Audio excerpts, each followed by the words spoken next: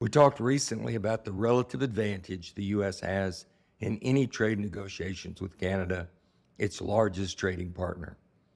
Simply put, the U.S. imports more from Canada than it exports. Therefore, it has less to lose in any dispute, with Canada's exports to the U.S. accounting for 19% of its GDP, while exports from the U.S. to Canada are under 2% of the U.S.'s GDP.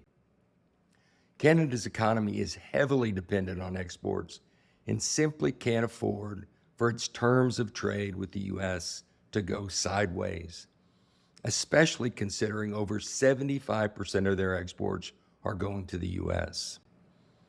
But it is even a little worse for Canada than it appears on the surface. There is no export from the U.S. to Canada that makes up more than 15% of its total exports. So if exports to Canada were to get disrupted, a lot of industries would get hurt a little bit, but that's all.